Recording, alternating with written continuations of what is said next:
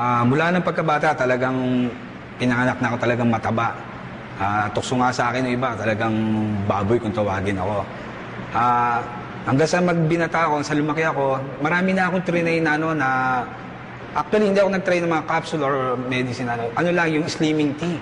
Kaya lang, ang naging problema lang sa akin noon is, yung nag-LBM talaga ako, which is hindi naman pwede sa trabaho ko, sa work ko. Ngayon, nawala na ako ng gana dyan sa mga slimming na yan.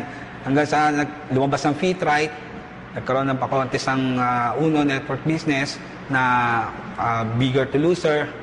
Sabi ko, wala naman siguro mawawala sa akin kung mag-try ako.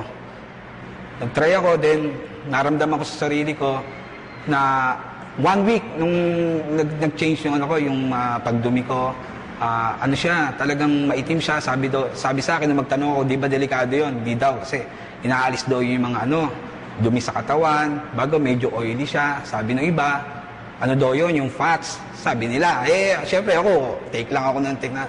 Twice a day ako kung minom noon, isa sa tanghali, isa sa gabi. Try akong konti lang ang kainin, which is hindi ko nung ginagawa ko noon na papakita ko sa kanila na konti lang kakainin ko kasi nag-reduce ako. Pero pagka nakatago na, wala na nakakakita sa akin, babae na naman ako, kakain na naman ako ng kakain.